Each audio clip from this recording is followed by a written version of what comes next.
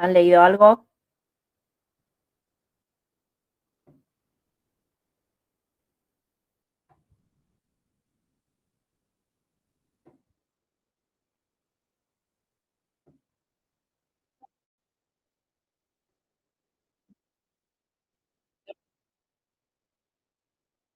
Sí, no son temas difíciles. Bueno, voy a apagar la cámara porque tengo medio lento el Wi-Fi, así largo para compartir.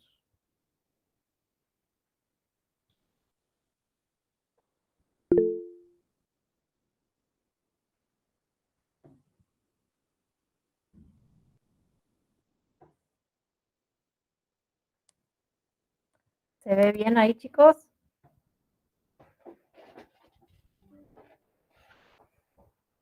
Sí, profe. Bueno, un poquito el tema que vamos a ver hoy tiene importancia a futuro para ustedes porque la mayoría de los pacientes que van a recibir un tratamiento inmunosupresor necesitan una higiene bucal óptima. ¿Sí? Habitualmente, antes de iniciar los tratamientos inmunosupresores, aparte de completar el calendario de vacunación y vacunarte por ahí contra algunos antivirales, contra algunos virus, perdón, te mandan a hacer todo lo que es un control de la salud bucal. ¿Sí? Es importante que los pacientes no tengan infecciones ni nada, porque cualquier tratamiento inmunosupresor, al bajar las defensas, favorece a las infecciones y sobre todo a las infecciones severas. Bien.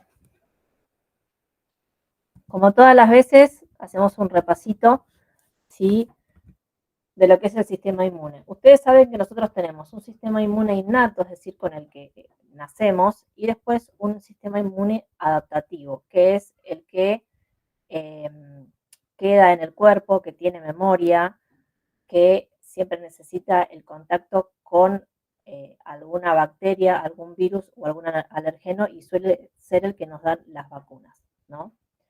Bien, en cuanto al sistema inmune innato o inespecífico, ¿sí?, está sobre todo dado por células que son las primeras barreras de defensa, como los monocitos, los neutrófilos, los macrófagos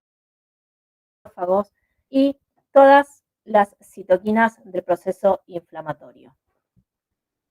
El sistema inmune adaptativo, que es aquel que tiene memoria, ¿sí? Acá tenemos una inmunidad celular y una inmunidad humoral.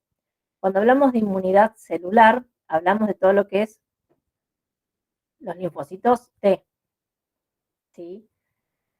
Acá estos linfocitos son específicos, ¿sí?, y necesitan tener marcadores, que son las células presentadoras de antígenos con los sistemas de histocompatibilidad. Entonces, son las defensas celulares que primero necesitan un contacto previo y que después van a poder ir a actuar.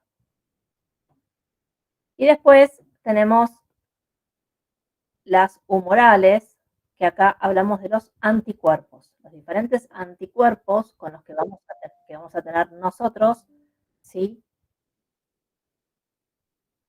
para defendernos de distintas patologías. Este es el que nos dan las vacunas. El sistema inmune no actúa separado, ¿sí?, sino que actúa todo en conjunto. Primero se dispara la primera barrera de defensa, que es el sistema inmune innato, ¿sí?, a través de los macrófagos, los neutrófilos, los monocitos, ¿sí? Después este dispara la inmunidad celular y la inmunidad humoral. Bien. Nuestro cuerpo, así como tiene que pensarlo también como la cascada de la coagulación, siempre que empieza algo, cualquier respuesta fisiológica ante cualquier estímulo, siempre tiene un stop. Pero a veces tenemos respuestas inmunes anormales. Esas respuestas inmunes anormales se llaman hipersensibilidad. Y tenemos de 4 tipos. La tipo 1 está mediada por inmunoglobulina E, o sea, el anticuerpo inmunoglobulina E, y la característica de esta es el asma o las reacciones alérgicas o las anafilaxias. Hay un primer contacto, que es la fase de sensibilización, ¿sí? Con algún alergeno, nos queda, ¿sí?, como memoria una inmunoglobulina E, y cuando hay una segunda exposición se liberan todos mediadores de la cascada de la inflamación, ¿sí? Y se produce vasodilatación, aumento de la permeabilidad vascular, ¿sí? Todo lo que es derivado del ácido araquidónico, que ustedes lo vieron en los AINES. Esto es característico, ¿sí?, de los pacientes asmáticos, sobre todo esos que son estacionales. La mayoría de los asmáticos tienen una base atópica que se llama o alérgica. Todo lo que es las reacciones anafilácticas a los fármacos se dan por este tipo de hipersensibilidad. Después tenemos la hipersensibilidad tipo 2, que está mediada por inmunoglobulina G, ¿sí? Acá se producen anticuerpos, ¿sí?, marcados por la inmunoglobulina G, y se produce una acción citotóxica contra las células. La hipersensibilidad tipo 3 está mediada por inmunocomplejos, es decir, hay complejos que están antígeno-anticuerpo que se unen, que están expuestos en el endotelio, y vienen las células, ¿sí?, y lo atacan. Y la tipo 4 es la inmunidad celular. Acá está mediada, ¿sí?, por linfocitos, perdón, me duele la garganta, que desencadenan toda una respuesta inmune, pero el actor principal, ¿sí?, son los linfocitos T presentando antígenos, ¿sí?, y disparando toda la cascada del proceso inflamatorio. Sí. Ah, a ver, porque no lo veo yo. A ver, esperen, porque no me aparece a mí.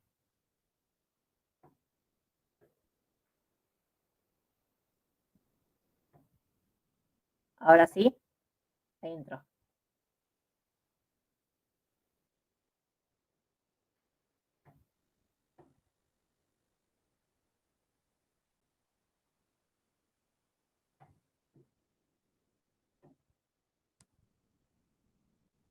Uy, ahora me sale así y no puedo.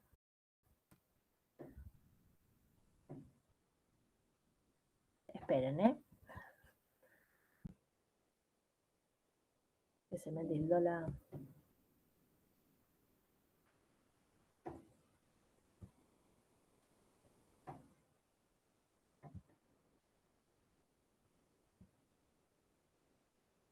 Ahí está. Entonces, resumiendo, las respuestas anormales, ¿sí?, del sistema inmune se llaman hipersensibilidad. Son respuestas exageradas a procesos fisiológicos. Tenemos la tipo 1, que está mediada por inmunoglobulina E, ¿sí? Recuerden acá, el ejemplo principal son los pacientes asmáticos o las reacciones anafilácticas, ¿sí? La tipo 2 está mediada por inmunoglobulina G. Este anticuerpo marca diferentes células, activa todo lo que es la cascada, ¿sí?, del complemento. La tipo 3 es por inmunocomplejos, y la tipo 4 es la celular, ¿sí?, donde los linfocitos T van a marcar diferentes células para disparar el sistema inmune. Bien, las respuestas inmunes anormales se llaman autoinmunidad también. ¿Qué es la autoinmunidad? Es cuando nosotros mismos nos atacamos, ¿sí? Es cuando el cuerpo se desconoce y se autoataca. Tenemos muchas enfermedades autoinmunes, más de lo que uno por ahí pensara, y como base, como mecanismo fisiopatogénico, habitualmente son multifactoriales. Suelen haber, por supuesto, por ahí algunos tienen carga genética, tiene que estar además un componente ambiental, pueden haber asociadas infecciones, ¿sí? Y por ahí un sistema inmune disfuncional. Como ejemplo tenemos miles. Yo puse algunas, la artritis reumatoidea, por ejemplo, que tiene anticuerpos contra anticuerpos IgM, sí, que es el factor reumatoideo, habitualmente en articulaciones. El lupus es una de las enfermedades autoinmunes que ustedes van a escuchar un montón porque es muy frecuente, sobre todo en mujeres en edad fértil. Acá hay anticuerpos contra el ADN, ¿sí? Los glóbulos rojos y las plaquetas. Después tenemos la esclerosis múltiple y la diabetes mellitus 1. ¿Sí? Acá hay inmunidad mediada por células. ¿Sí? Tenemos muchísimas. Y después tenemos aquellas que tienen defensas en menos. Habitualmente la mayoría son congénitas, salvo que sea alguna infección viral adquirida, que el HIV es uno de ellos, ¿sí? El SIDA. Las demás suelen ser todas enfermedades genéticas. Bien, los fármacos inmunosupresores, que vamos a ver hoy, son para aquellas patologías donde la inmunidad está o alterada, por eso en todas las enfermedades autoinmunes, no importa el nombre, porque hay miles, cuando el paciente diga que tiene enfermedad autoinmune, inmediatamente tienen que preguntar qué tratamiento tiene, porque la base del tratamiento, si el problema está en el sistema inmune, la idea es frenar ese sistema inmune, o sea que tienen inmunosupresores.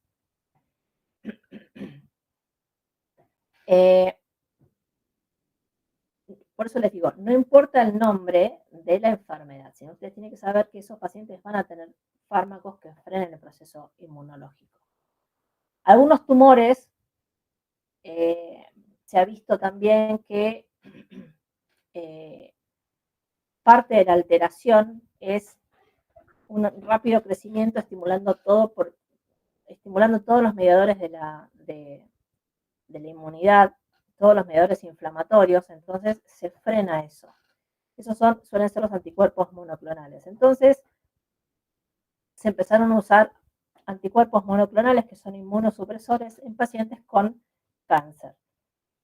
Y explicando eso, porque las células neoplásicas tienen muy rápida replicación, o sea, tienen recambio rapidísimo, están muy activas, y vieron que hay como un proceso inflamatorio ahí localizado, con mediadores, citoquinas, interleuquinas, todo lo que es mediadores del proceso inflamatorio. Entonces, van a ir a actuar específicamente a esos lugares. Bien, ¿qué son los fármacos inmunosupresores? Bueno, son aquellos que inhiben la respuesta del sistema inmunitario, anormal, ¿sí? Los fármacos inmunosupresores tenemos los corticoides, ¿sí? Los inhibidores de la calcineurina, inhibidores, estos están en estudio, el micofenolato, los fármacos citotóxicos, los anticuerpos inmunosupresores y los anticuerpos monoclonales. Bien, los corticoides, ustedes recuerdan cuando vimos antiinflamatorios, esteroideos, que bloqueaban los mediadores de la inflamación que dependían del ácido araquidónico, inhibiendo la fosfolipasa A2. Entonces, desde ahí ya disminuyen todo lo que es factores, ¿sí? de la inflamación, y que esos factores hacen quimiotaxis para las diferentes células. Es como que alertan a las células y las hacen venir para que ataquen todo el proceso inflamatorio que está sucediendo. Esas células, que se llaman quimiotaxis u opsonización, es decir, que hacen el llamado, principalmente ¿a quién la hacen? A la barrera primaria o innata, ¿sí? Que son los macrófagos, las células cebadas, las células dendríticas, ¿sí? Alguien se quiere unir, me dice. A ver, esperen.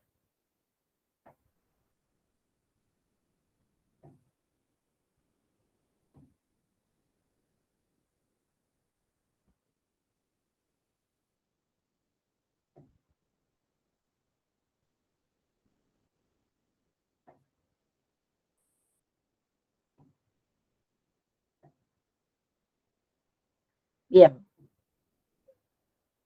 Entonces, nada, producen todo el primer mecanismo de disminución del proceso del proceso de defensa es esto, ¿no? Es como que disminuyen todo lo que es mediadores que alertan, sí, a los soldados a que vengan a frenar un proceso inflamatorio o infeccioso que está sucediendo. Entonces, hace todo un cambio a nivel celular, ¿sí? Eosinófilos, macrófagos, células dendríticas, y también disminuyen las citoquinas que hacen, ¿sí? Le avisan, le alertan a los linfocitos T. También hace modificaciones en las células estructurales. Por ejemplo, a nivel del epitelio, disminuye las citoquinas y los mediadores inflamatorios locales, disminuye la secreción de moco, ¿sí? A nivel del músculo liso, aumenta la acción de los receptores beta 2, es decir, relaja el músculo. Por eso los asmáticos, o cuando uno tiene broncoespasmo por contracción, ¿sí? Del músculo liso, los corticoides lo relajan, ¿sí? Entonces, nada, ustedes ya lo vieron. Fíjense cómo, si uno se acuerda, Inés empieza a acordarse cómo actúan los corticoides. Por diferentes entidades disminuye la respuesta inmune.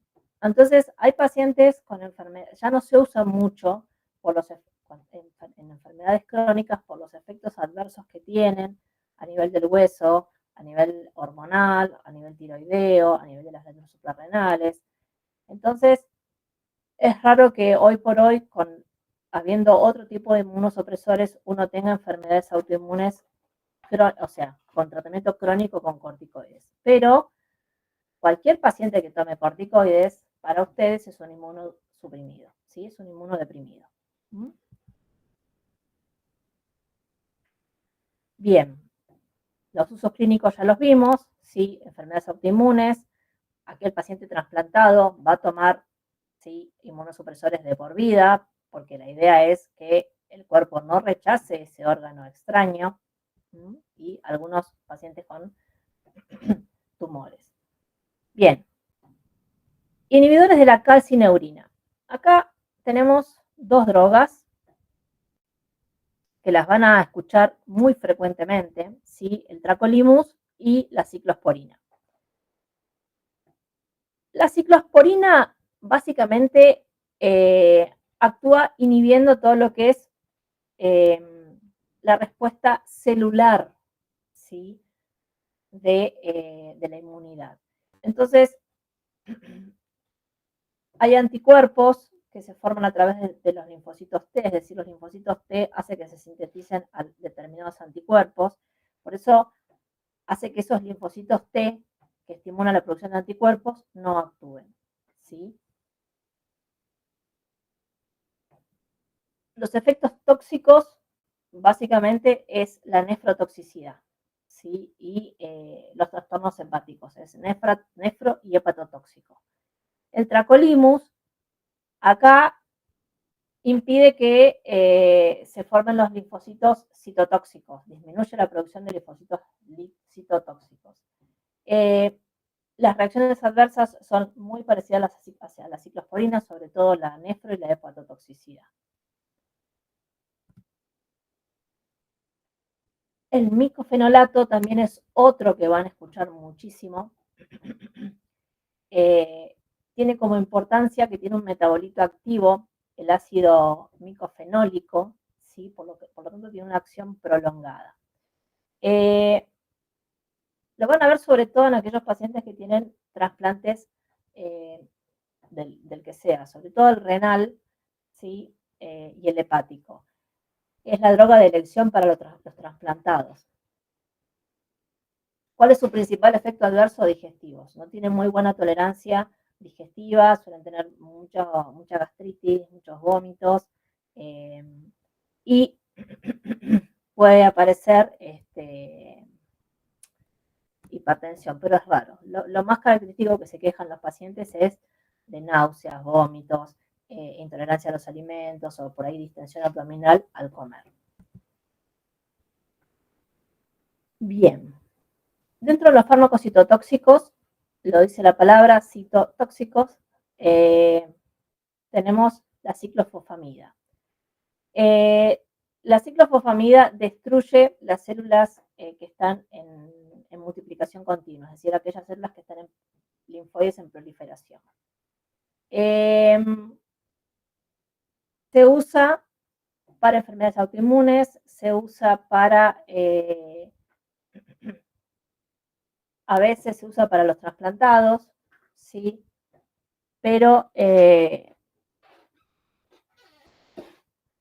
suele ser como la segunda opción si el paciente tiene un rechazo al micofenolato. Porque por la cicloposmamida es como que el paciente se acostumbra y después ya no le hace nada. Por eso es la segunda opción. O a veces se juntan los dos, se hace la combinación para bajar las dosis, usar la mínima dosis y disminuir los efectos adversos de las dos. Bien. Después tenemos los inhibidores de la síntesis de pirimidinas. Estos son uno de los últimos que están saliendo, ¿sí? Tenemos la teriflunomida y la leflunomida, ¿sí? Estos actúan inhibiendo una enzima mitocondrial, ¿sí? Que altera la síntesis o disminuye la producción de pirimidina. Entonces, al no tener, la pirimidina es como el aceite, ¿sí? De los linfocitos. Hacen que la máquina con la pirimidina produzca, ¿sí? Linfocitos. Entonces, al no tener el alimento para producir o la maquinaria para producir los linfocitos, estos no se producen, ¿sí? Están contraindicados los dos. Este grupo está contraindicado en aquellos pacientes que tienen enfermedad renal y o enfermedad hepática, ¿sí?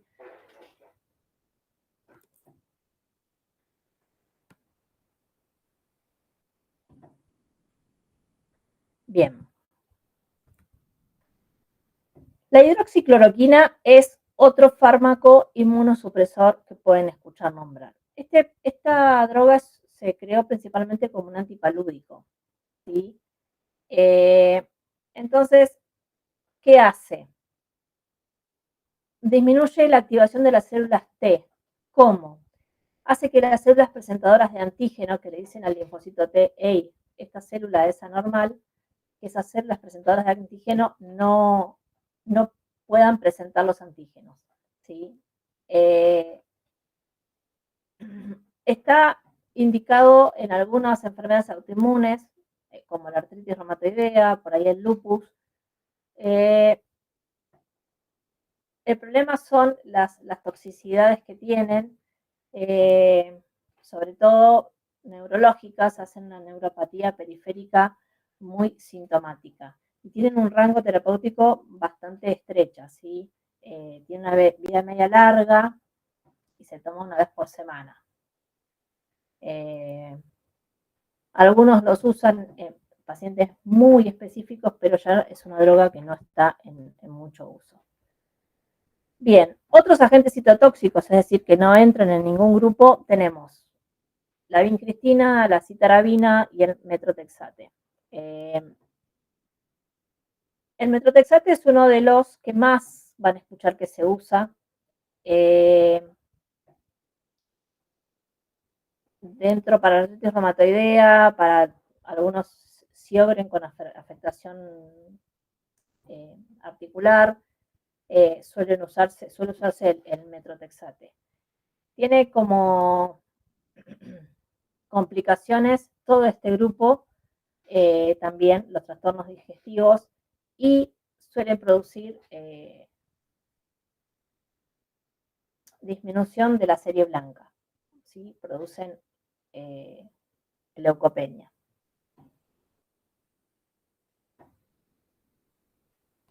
¿Cómo actúan estos agentes? Bien. Estos agentes se dice que son citotóxicos, ¿sí? Porque afectan una enzima, ¿sí? Que es la adenosina desaminasa, y entonces no se pueden producir los linfocitos. Por eso se usa mucho para aquellas enfermedades autoinmunes o por ahí para los linfomas, porque afectan sobre todo los linfocitos B. Bueno, después tenemos los anticuerpos inmunodepresores. Acá tenemos la globulina heteróloga, que es la que solemos tener en el mercado, ¿sí? Y la globulina antimicocítica la puse como para que la conozcan, pero la verdad que nosotros no la tenemos en nuestro medio. Sí, la antilinfocítica heteróloga, la ALG.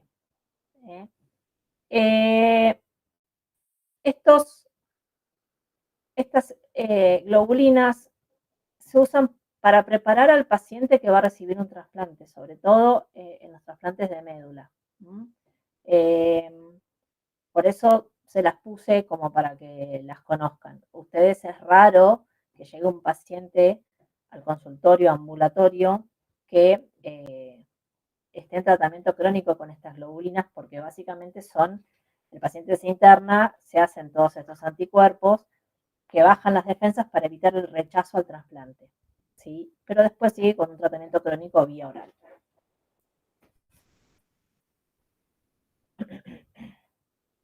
Después tenemos la inmunoglobulina intravenosa. Bien. ¿Esto qué es? ¿Qué son las inmunoglobulinas? Es como que nos dan, ¿cómo les explico? Como que nos dan una sustancia que, ¿qué hace? Hace que los linfocitos T helpers se vayan a dormir y los linfocitos T reguladores, los que frenan, ¿sí?, todo el proceso de defensa. Una vez que se desencadenó, después tenemos los reguladores que frenan, decir, bueno, listo, ya se terminó todo, cada uno a su casa. Estas inmunoglobulinas hacen que los linfocitos T, los helpers, que hace que a su vez no se activen los citotóxicos, vayan a descansar y que los reguladores trabajen más.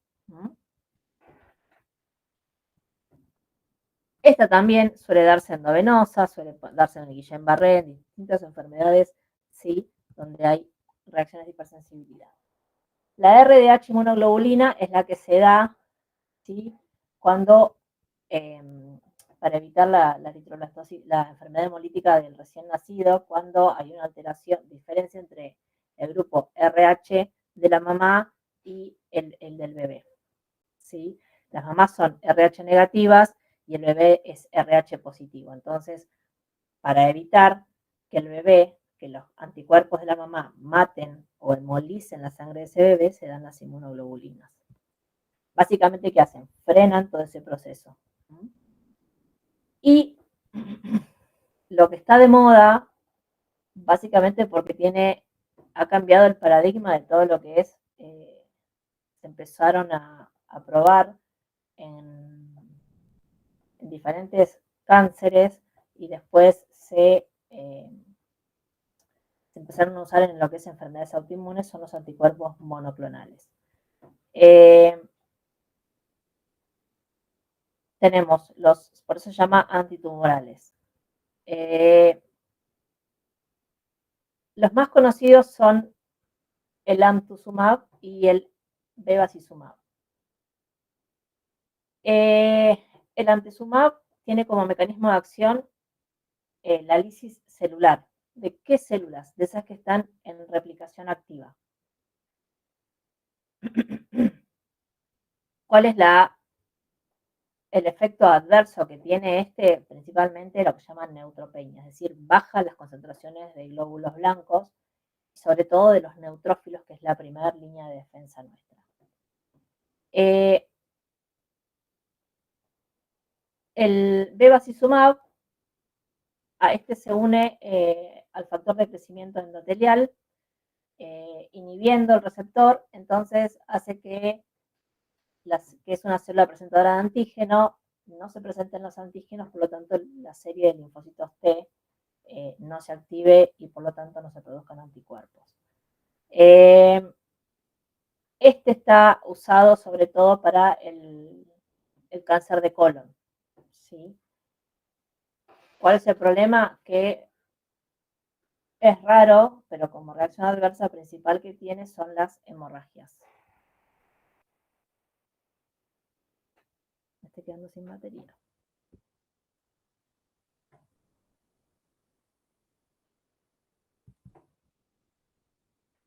Y después tenemos los antitumorales, ¿sí? El cetuximab es uno de los últimos que ha salido, que cuesta, la verdad que tiene muy buenos resultados, por supuesto es caro, cuesta que las obras sociales lo autoricen.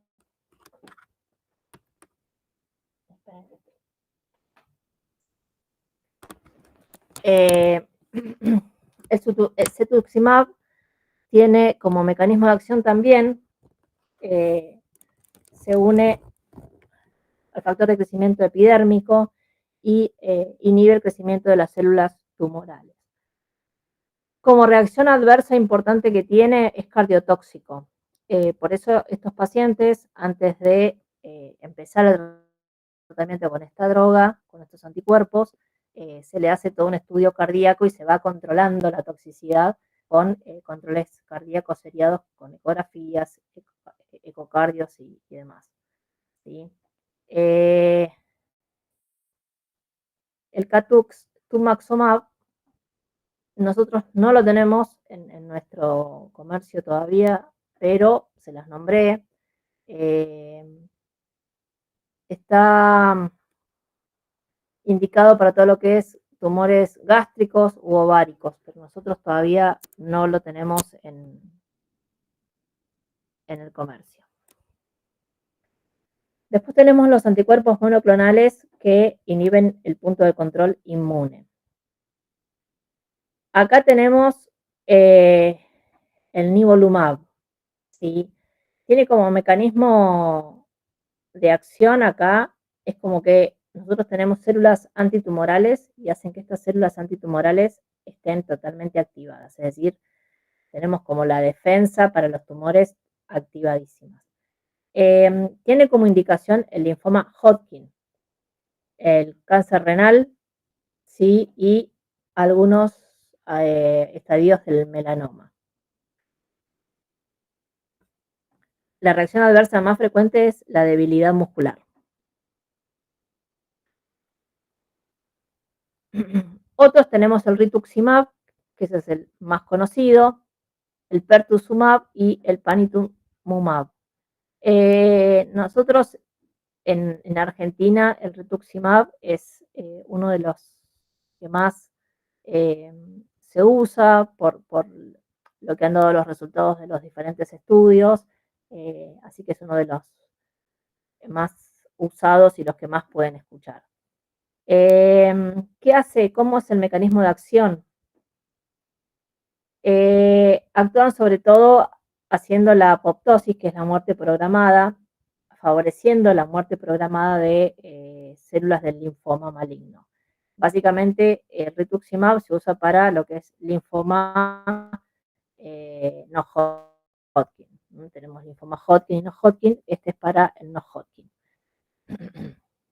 Y después el panitumumab también se une inhibiendo el factor de crecimiento epidérmico y se usa para el tratamiento de cáncer colorectal. Tiene como efecto adverso más frecuente las náuseas y los vómitos.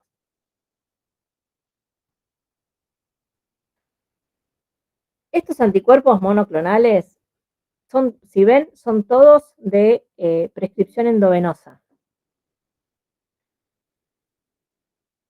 Estos pacientes se hacen estos anticuerpos según su necesidad, una vez por mes, una vez cada 3 meses, ¿sí? Son tratamientos endovenosos. Es importante que ustedes se acuerden, ¿sí? Independientemente de dónde actúen y de cómo actúen, que son pacientes inmunosuprimidos. ¿Qué quiere decir esto?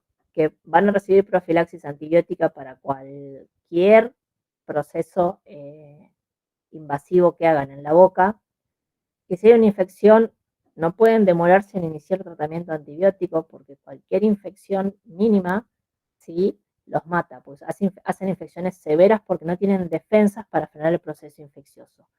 Y encima, al no tener defensas, todos esos síntomas de alerta de un proceso infeccioso no están. ¿Por qué hacemos fiebre? Porque empezamos a disparar toda la cascada, ¿sí?, de la inflamación y producimos fiebre. Si nosotros tenemos todo eso frenado, son pacientes oligosintomáticos, es decir, no hacen síntomas hasta que la infección no está avanzada. Por eso es importante que ustedes como sanitaristas tengan este concepto. No importa cómo actúan, cuál es el mecanismo de acción específico, ¿sí? Pero al saber que el paciente usa anticuerpos monoclonales, por lo que necesite, estos anticuerpos no se están extendiendo a lo que es enfermedades autoinmunes, cuando no los han podido controlar con los fármacos autoinmunes vía oral, están pasando los anticuerpos monoclonales con muy buena respuesta. Entonces, son cada vez de uso más cotidiano, pero son procesos que el paciente se interna, se los pasa en 1 hora, 2 horas, 3 horas, ¿sí? Y el intervalo lo define el médico tratante. Puede ser 1 mes y medio, cada 3 meses, según cómo lo vaya tolerando también. Bueno, tenemos diferentes, estos no los tenemos, ¿sí? El Ibritumumab, el Ercitumumab, no lo tenemos tampoco. Sí, la anakinra tampoco la tenemos. Evita que la interleuquina 1 se una al receptor. Fíjense a dónde se están yendo, ¿no? O sea, a lo mínimo de lo mínimo de lo mínimo. El Ixekizumab, Brodalumab, sí, acá estos son inmunomoduladores y antiinflamatorios. Fíjense, todo este grupo, fíjense que van a actuar al interferón, a la interleuquina, ¿sí? Entonces, estos son inmunomoduladores y antiinflamatorios. Estos son los que más se están viendo para las enfermedades autoinmunes. Nosotros en nuestro país no los tenemos, ¿sí? No los tenemos todavía, pero sepan que existen. Pero fíjense a dónde están viendo, a dónde están yendo, ¿sí? Muy, muy específico. Por supuesto, todos son inyectables.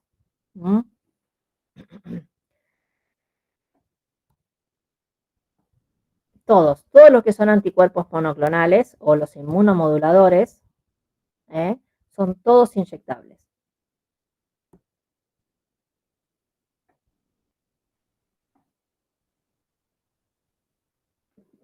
Bien, entonces, la importancia de conocer las diferentes drogas inmunosupresoras es esto, que para ustedes que trabajan en un ambiente donde hay bacterias, la higiene bucal de estos pacientes es más que importante. La idea es que sea preventiva. Por eso es muy frecuente que si a los pacientes van a empezar un tratamiento inmunosupresor, primero los manden al dentista para frenar cualquier foco de infección, ¿sí? Si ese paciente después continúa viéndolos, los toma como odontólogos de cabecera, acá hay que tener mucha alerta, ¿sí? Indicar siempre buena higiene, cómo hacerla. Recuerden que nosotros cuando nos cepillamos ya generamos bacteriemias y esas bacterias a nosotros no nos hacen nada porque es transitoria y nuestro sistema inmune está totalmente adecuado, pero por ahí para ellos puede ser una catástrofe. Entonces, siempre la prevención, siempre educar a estos pacientes, una vez que ya frenan todos los focos infecciosos, siempre educarlos para la limpieza con lo que necesiten y que cualquier cosa los consulten.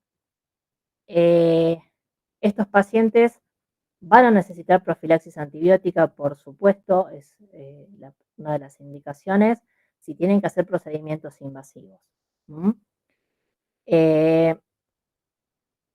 Y siempre recordar que estos pacientes son oligosintomáticos, ¿sí? Porque sus defensas... ¿Sí? Disculpa, ¿sabes que recién dejaste de compartir sin querer? No sé si seguís compartiendo. No, frené, porque ahí ya terminé. Entonces, siempre decirles que hagan controles periódicos al dentista, no necesariamente concurrir cuando ya tienen dolor o molestia, porque van a ser síntomas tardíos, ¿sí? Entonces las complicaciones infecciosas de estos pacientes pueden ser graves. Así que una vez que logren ustedes controlar todos los focos infecciosos, cuando el paciente va a empezar el tratamiento, díganle que saque un turno cada 3 o 4 meses para ir viendo cómo va la boca. Siempre es mejor prevenir, ¿eh? Siempre es mejor prevenir. Sí.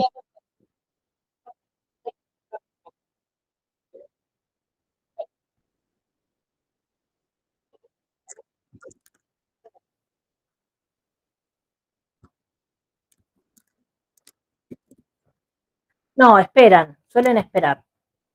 Cuando vos vas a empezar con inmunosupresores, suelen vacunarte y después te mandan al dentista para que frenes todos los focos. Y al mes que frenaste los focos, te empiezan con tratamiento inmunosupresor, o a veces antes, pero por lo menos esperan 7 a 10 días. Depende de la patología, ¿no es cierto? Si te diagnostican un cáncer y vas a empezar con estos inmunosupresores, como la medicación tarda en llegar, tenés un mes por lo menos para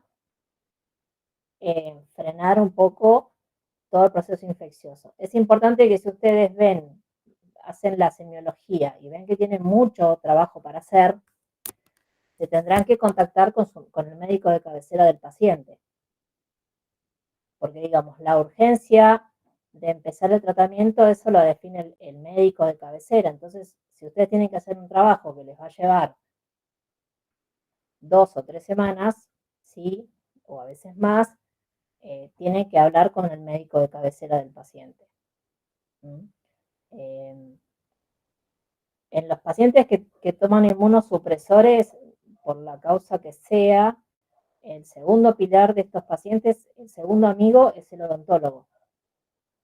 ¿Sí? Tiene que tener la boca perfecta.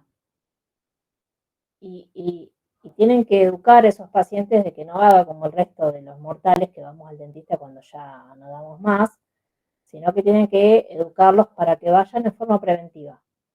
¿Sí? Que no esperen el dolor, que no esperen la carie, que no esperen ver roja la encía o que les sangre la encía, nada que marque que hay un proceso inflamatorio, ni hablar infeccioso. Por eso es parte de la educación que ustedes tienen que tener con el paciente. ¿Sí? Y a veces yo me acuerdo cuando lo estudiaba hace muchos años, ¿no? Esto decía, no, esto que va a existir, estas enfermedades, y son muy frecuentes las enfermedades autoinmunes, los linfomas son frecuentes, el cáncer de colon es frecuente, ¿sí? Están usando ahora anticuerpos monoclonales para el cáncer de pulmón, para el cáncer renal, o sea, no son tan agresivos como las quimioterapias, entonces hay cánceres que responden muy bien sin ser tan agresivos.